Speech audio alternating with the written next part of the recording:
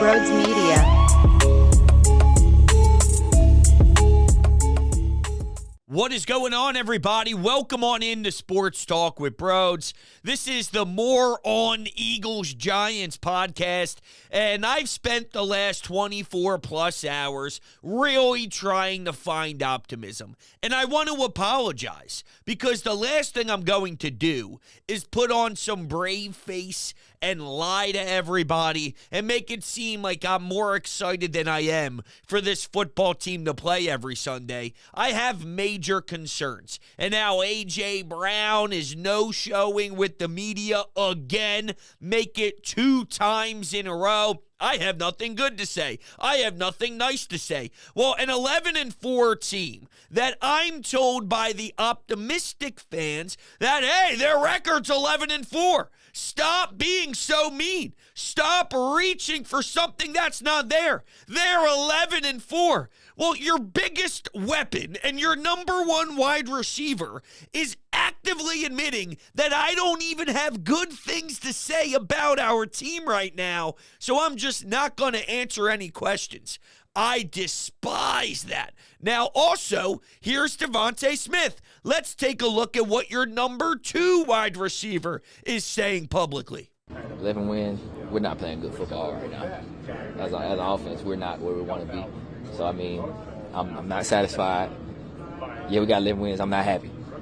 It needs to be better for what I want to do, what everybody else in here wants to do, where we want to be.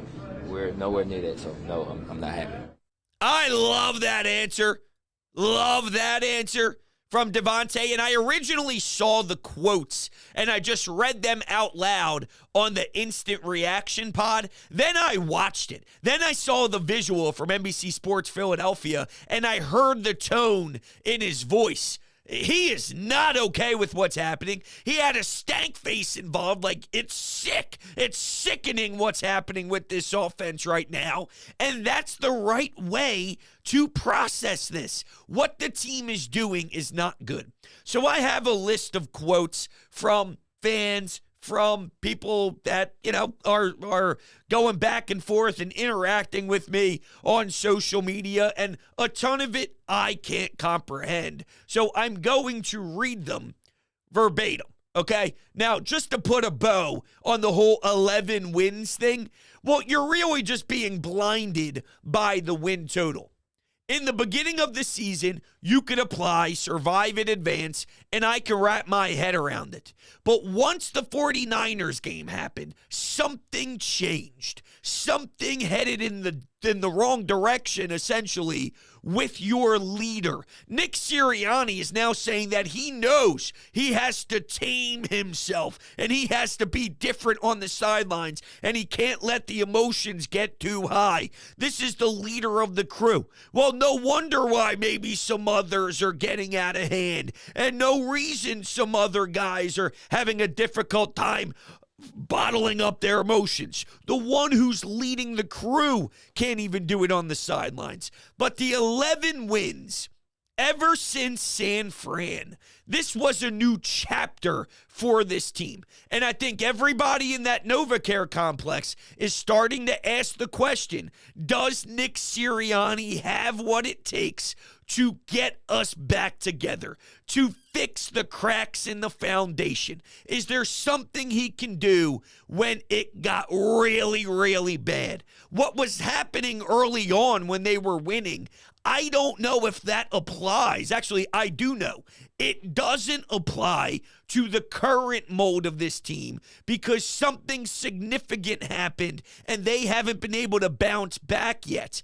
Once Nick Sirianni pushes the buttons to really bounce back, and when I say that, I don't mean win an 8-point game against the New York Giants, who happened to change their quarterback in the middle of the game. They suck. They blow. They're awful. I have no idea how they even have 5 wins. So I'm talking real buttons pushed where a light bulb goes off and they find an answer to one of the questions about the head coach. Does he have it in him?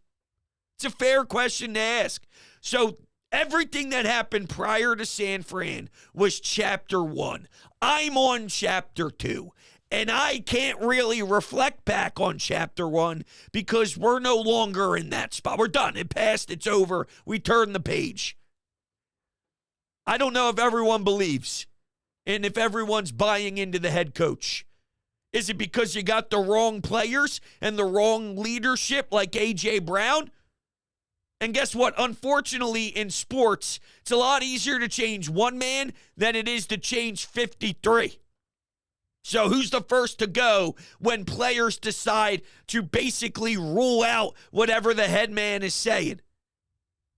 The head coach goes. Something's wrong. And what you're doing is being blinded just because of their win total or just because you look around the league and see the Lions, the 49ers, the Dallas Cowboys, and wonder if nobody's good. There's no one good in the NFC. And here's my bite back to this one. It's hard for me to get all excited because other teams have flaws. I'm focused on one thing and one thing only, and that's how my team operates. And you're lying to yourself if for some reason you think this offense is being maximized, if you think this is the best this offense can produce. And spare me, well, they're top 7 in the league in this, they're top 6 in the league in this, they're top 10 in the league in this. It's not telling the full story. And maybe it does mean the rest of the league isn't very good and there's not a lot of elite teams or, quote, serious teams. Because I was filling in for the afternoon show on WIP today with John Johnson. It was a ton of fun. Thank you for all who reached out and enjoyed. And we asked, are the Eagles serious? And even with how negative I am, I still lean yes. Just by a hair, but I lean yes more than no. So I do still believe there's something. Maybe it's just talent. Their talent is better than the other team's talent. Doesn't mean they're getting the most out of their talent because Nick Sirianni and Brian Johnson don't really have the answers with the schemes. And that's just me being honest. I don't care if other teams have flaws, even though I recognize that that's true. And maybe the Eagles are in the same category as the top NFC teams. And I think they are. I want to be better, though. I want to be the best team. I want to win a Super Bowl. I don't want to be in the same conversation as the Cowboys. I don't want to be in the same conversation as the Detroit Lions. You're right. You could say they're frauds. You could say they're not good enough. You could say you can't believe in them. Well, the Eagles are in the same exact position. Same position. They're in the same exact grouping. Maybe you could look at that positively because that means they're at the top of the NFC. Or, like me, I want to be the best. Now, I heard Elliott Shore-Parks try and actually bleed positivity. And same with Ike Reese. And I did everything in my power to try and absorb it. I swear, I don't want to be the Grinch. I don't want to be the guy that just gives you bad news. I don't want to be devastated discussing this team. I want to win. And not win like they did against the Giants where they have a billion issues. I can't stand this quote. If there weren't fluky turnovers. They're not fluky. They turn the ball over. And by the way, they don't actually get turnovers at all and put the offense in a good position whatsoever. They don't ever turn the other team over, defensively speaking. But they turn the ball over all the time. Well, if they didn't put the ball on the ground against this team, if they didn't do bad in the Dallas Cowboys side of the field, on their side of the field, if it's every game, they make costly mistakes, 3, 4, 5 of them every single game. But one of the things ESP brought up was the fact that we had so much faith and so much belief that the Eagles could win a Super Bowl last year. And then what happened? They failed. So you just never know. Nick Foles won a Super Bowl. You never know. And my counter argument is, why did they lose the Super Bowl? Jalen Hurts balled out. But he made a crucial mistake. He turned the football over. And that was a team where he wasn't doing it at this rate. It's crazy now. It's absurd. That's what bit them in the ass. Well, what does this team do? They're 5 times worse, and the quarterback way worse in regards to keeping the football in the Birds' possession.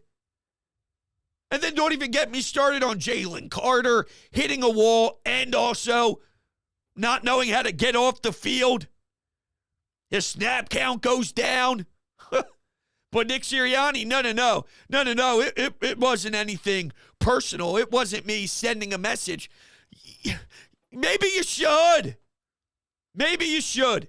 Because whatever you have been doing isn't good enough. All right? In the playoffs, bros, do you care about a 1-point win or a 10-point win? No. Well, then why do you win the regular season? After the 49ers game, something massive and crucial happened to your identity. They took and robbed your swag. So now you're swagless. When you had swag, which was chapter 1, the first 11 games of the season being 10-1, you had that swag. Now you lost it. We're grading differently now. It's that time of the year. Guess what? The Rams, the Seattle Seahawks, a few weeks back, nothing burger. Now there's talk about their buzz. Why? Because at the right time, they're winning, and they're being judged now on its winning time. Their narrative changed. That's how I see it, at least. It's winning time now. This is their second chapter.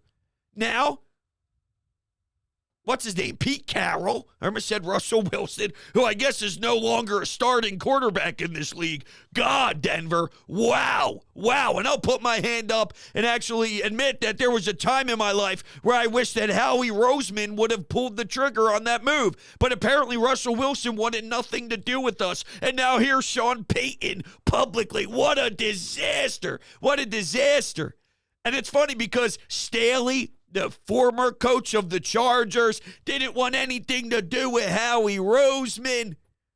It's pretty bizarre how sometimes things fall into place and fall into line.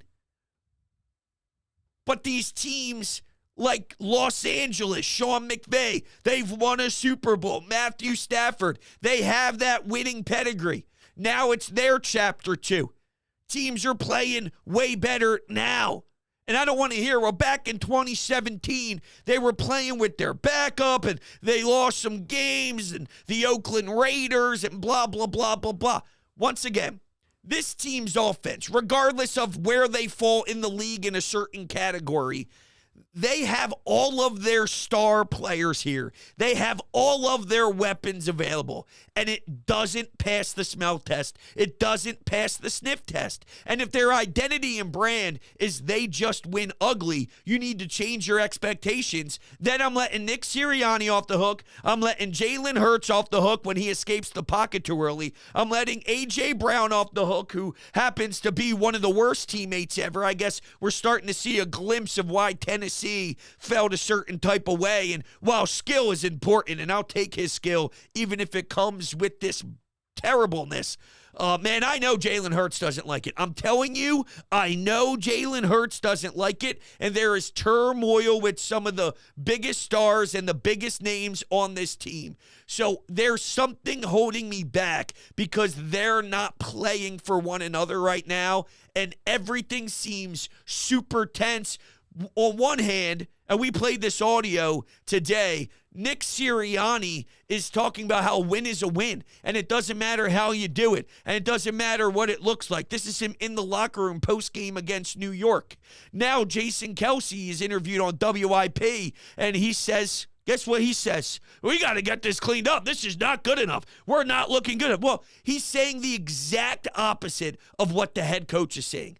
Yet I'm to believe that everything's okay just because they have 11 wins. I'm not going to be fooled. Now, if they are in the same range as some of the other teams, that means that it is possible for them to win. And yeah, this is why it's so confusing. For their bad losses, and well, let me close the point on something I mentioned 15 minutes ago. Are the Eagles a serious team? Is this group a serious team? I lean yes more than no, because there are times where they do beat Kansas City on the road. They do beat the Buffalo Bills. I hate it because, and once again, this is why it's confusing. The if. Well, if a few things change and you didn't run into the person who's having a kickoff return, then the Giants don't get 7 points and then the score doesn't look as bad. Well, then if Van Des Scantling doesn't drop a pass, if the Buffalo Bills don't have, I guess, miscommunication in overtime, there's a wide open touchdown. And if you want to play the if game, the if will weigh out more on the negative sides for the Birds and probably less than 11 wins compared to going with the ifs for the positive. If. There's not an if. This team has a problem. This team has a serious problem. The only if is this. If you're utilizing HelloFresh, you're the smartest human in the world. With HelloFresh, you can get farm-fresh, pre-portioned ingredients and seasonal recipes delivered right to your doorstep. Skip trips to the grocery store and count on HelloFresh to make cooking easy, fun, and affordable. That's why it's America's #1 meal kit. A crazy schedule can make it easy to fall right into your dinner time recipe rut. So keep mealtime exciting with over 40 recipes to choose from every week. So there's always something delicious to discover with HelloFresh. HelloFresh does all the shopping and meal planning for you. So ingredients arrive right at your doorstep. They're pre-portioned and ready to cook, along with pictured step-by-step recipe cards. It doesn't get much easier. HelloFresh is 25% less expensive than takeout. So that means you get easy home-cooked meals on the table and even more money back in your pocket. Go to HelloFresh.com/50broads and use code 50broads for 50% off plus free shipping. That's code 50broads for 50% off plus free shipping. HelloFresh is America's #1 meal kit. Make sure you check out the link down below in the description. No doubt. Okay, yeah, the expectation should be changed. That doesn't flow with me.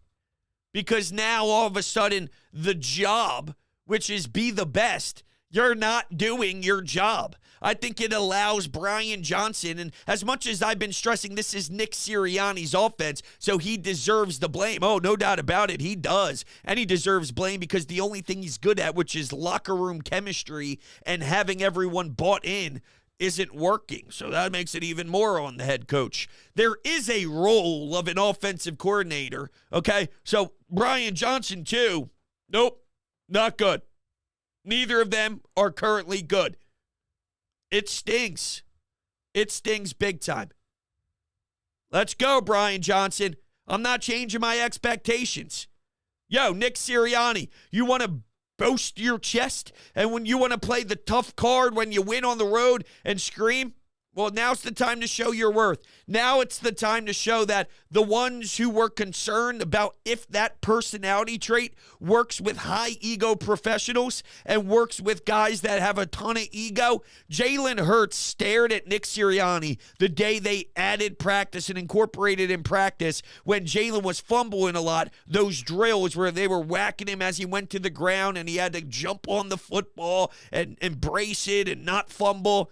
Did you see the look in his face? This guy? Come on, bro. What are we doing here, dude? This is not right. This is stupid. This is silly. You're treating us like we're playing Pop Warner at 13 years old. I don't know if it flies, and I haven't seen a reason yet to believe that it will. Doesn't mean it can't. I'm saying right now it is a clear sign, and it's not even debatable. It doesn't work. You're hearing different voices, and you're hearing different thoughts and different views, and sometimes even none. An 11-win team, and their #1 star after a win goes, no, thank you. I'm getting the hell out of here because the only thing on my mind is garbage, and that's what this team is. That's essentially what A.J. Brown said by saying nothing nothing. Saying nothing is the loudest thing you can do. And the longer this thing lingers, the worse it's going to be for him whenever the media does get a chance to put a microphone in front of his face, unless he's just given up completely and he goes, you know what, I'm never going to face the music again. I'm never, until he probably has a 12 reception day, until he has 176 yards and they blow out a team. I just don't know, I guess, if that's even possible. Maybe Jonathan Gannon, although it's going to be his Super Bowl, and his team, I'd imagine, will come in here inspired, trying to do something for Mr. Pew Pew, Pew Pew, Pew Pew. Can't believe Gannon did that. An absolute joke he is. Okay, let's go to the Anytime Hotline and hear from all of you out there. Maybe we can get some optimism. I want to be optimistic. I don't like that I'm here. I don't like that this is my position. Seriously, I have way more fun when I'm talking about greatness. We just haven't seen it, and I won't lie and pretend like it's there. You're doing everybody a disservice by kind of just kind of not paying attention to the details. This team makes way too many costly mistakes. Well, then why do they win? I don't know how they win. I have no idea how they win. They got some luck on their side. And ever since the 49ers, they have a lot more to prove to me. Because in the beginning stages of the season, it is more about survive in advance and start things off. What happens in October, in maybe the 5th week of the NFL season, I don't think holds as much weight as this team trying to find themselves right now. Even dating back to that gauntlet. There's way more stock in the now than September, and it's the first 3 games. Well, what does that do for me? That was prior to the heartbreak, and they haven't been able to glue their heart back together. It's a shame. Whew, bros. That wasn't really what I was expecting, but we got the win. But I think we've all kind of learned these close wins against garbage teams doesn't always show a sign of good things, and I definitely saw a little bit of conflict between Devontae Smith and Sirianni. I don't know what's going on in that locker room. It's super scary. But, hey, man, at the end of the day, let's just beat the Giants again and the Cardinals, and let's move on to the playoffs. Hopefully San Fran loses some, and we get that 1 seed. Go Birds. Oh, it's so hard for me to dive into it, even though getting that 1 seed, having a bye, everything being at home changes everything. If they do happen to line up against Dallas, but you play in Dallas, I'm just saying, hypothetically speaking, barroom combo, I don't feel great at all. If you happen to play the Dallas Cowboys at home, well, then I would feel decent about it. The Rams, though, and how about Baker Mayfield? I'm just saying, everything's on the table right now, unfortunately. I don't know where they end up with the seeding. I don't think anything can really change my opinion unless getting that 1 seed. But I'm not out on the 49ers just because of what happened against Baltimore. Baltimore looks like far and ahead the best team in the NFL right now. They are sickening. And why I don't think it matters what happened to San Fran on their home field. Why it doesn't matter to me is the Eagles don't have the Baltimore Ravens defense, so everything they did swarmed them, suffocated them. Dude, the Giants give up 1 billion sacks. The Birds got 1 sack, and it was Shaq frickin' Leonard. That doesn't make any sense. Everything this team does is a wild card and makes no sense in general. That's why I'm having a difficult time trying to embrace the journey, because this is crazy. It truly is ludicrous. The Eagles can't do what San Fran, what the Ravens did to San Fran. They don't even have a little bit of the same power defensively, and the Ravens are way better on both sides of the ball. So to me, the 49ers, if they happen to be a step down from where we thought prior to seeing them getting embarrassed on national TV in their own stadium, that actually makes the loss to them even that much worse in my eyes. So I'm giving you the most positivity I can when you really think about it and break it down that way. I don't know what's going on the sidelines, but it clearly is an issue that they're not rocking with one another. They don't love one another. It's very business-like. It's very, we're just not satisfied. We're never happy. We're miserable. And not only is there a civil war between teammates, because there is a civil war between teammates and between teammates and offensive coordinator, teammates and head coach, there's civil war within the city. And it's not the media's fault. It's not the fans' fault. I think it's the players' fault for targeting them and saying things. Darius Slay praising Jonathan Gannon, taking shots at the fan. Of course he does, because every time I guess he's got a mic in front of his face, he's willing to do it. He's taking shots at them. The fans unhappy with Nick Sirianni, barking, and it was really aggressively loud to run the football. That place was rocking. The Link was going berserk. I don't think we all like each other right now, and I keep it very simple when discussing teams here and when giving you my opinion. If you're ever mad at me, don't get mad at me, because I'm just reacting to what they're doing. If you're getting mad at me, you're letting the team off the hook. You're letting Sirianni off the hook. You're letting Jalen Hurts off the hook. You're letting A.J. Brown off the hook. You're letting the defensive players who are getting zero pressure, and they're pretty much built to dominate in the trenches, and the Giants have one of the worst trenches we've ever witnessed in the sport of football, historic level bad, and we can get to the quarterback one time with the linebacker that barely has anything left. It's crazy. Now, someone like Van Sumeren gets a free pass, I guess, but we're discussing Van Sumeren, who played serious snaps, and I'm supposed to be happy about where this team is. It's so hard, man. It's so freaking hard. Bros, I was driving home after watching that Eagles game at my parents' house.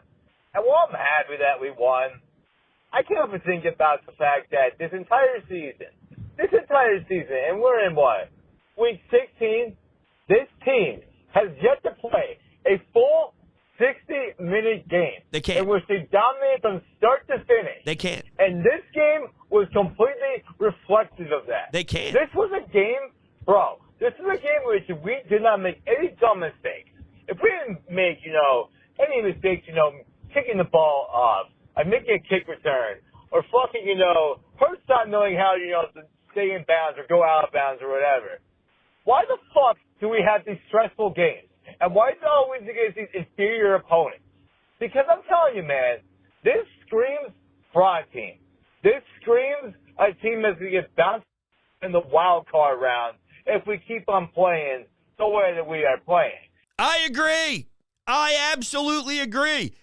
I feel currently that there's a better chance they win one game than it is to make it to the NFC Championship game. And when I'm saying one game, I'm expecting a wild card game. That's what I'm saying here. Maybe they win a wild card round and then that's it. Bounced. They look similar to maybe what the Steelers were a few years back, what the Minnesota Vikings were. And I absolutely argued against it nonstop because they had the winning pedigree. The winning pedigree was robbed from them. It was taken from them. And it was taken very easily. They haven't been able to get it back. So that changes my view. It changes my approach. So it doesn't mean I'm ruling them out. If they're in the same category as the best NFC teams, then I'm not ruling them out. I just want a higher percentage chance to do it than we currently have. If there's 4 teams, Lions, Cowboys, San Fran, and the Philadelphia Eagles. Let's just say they're the top 4 teams in the NFC. Is it 25, 25, 25, 25? Better not be. It better not. That's not good. I want the Eagles with the highest percent of the pie chart, and they don't. Therefore, I'm not okay. I'm not satisfied. And the team is telling you that too. The entire organization, Jason Kelce, Nick Sirianni, Devontae Smith, A.J. Brown, they're telling you. They're telling you. I'm reading in between the lines. Not really, actually. I'm not reading in between the lines. I'm reading the lines. I'm reading the information. It's real. They're telling you. Word to mouth. Yo, everybody listen up. Something's not right here. They're saying it. Oh, yeah. Okay. Before we head out of here, let's talk about TickPick. Okay, if you click the link down below in the description, you will get $10 off your next purchase when looking to go to a game or a concert. So what you do is you click that link. My promo code BRODES is already activated, and the ticket prices will be any of the major competing marketplaces. TickPick is so confident about it, they guarantee it. If you find the same seats elsewhere at a better price than TickPick, you get 110% of the price difference in form of TickPick credit. There's also upfront pricing. So no more doing the math in your head to prepare for how much extra you plan on spending on top of the listed price than on other sites, because the price you see at checkout is the price that you pay, period, end of story. There's no added service fees, hidden fees, or otherwise. So make sure you join the TickPick family and get started down below. All right, we'll actually take one more call. Let's do that. Rhodes, that was the least satisfying win over the Giants I've seen in my entire life. I don't feel any better, not one bit, about this team. All of the problems we've seen against the good teams were still in full effect, on full display. It just so happens the Giants are bad enough to lose anyway. Yeah. The offensive play calling still doesn't make any sense. Why do you try to run the ball up the middle on a 3rd and 1 if you're just going to push anyway? Why not go for it? Or just push? I mean, it doesn't make any sense to me. The screens, the nonstop screens again that don't seem to work to nearly anybody. Bad decisions by Jalen. I don't get it, man. I don't get it. Something's wrong. And I don't see it being fixed this season, I'm going to be honest. So we'll see. Keep moving forward. Such a negative way to end the show. What a shame. What a shame. Wouldn't be me. Wouldn't be me that gets aggravated with this team so much I can't enjoy them. What are you going to do? Well, I guess it would be me. All right, everybody. I love you guys to death. I appreciate it. We'll be talking very soon. I'll see you all on the next one.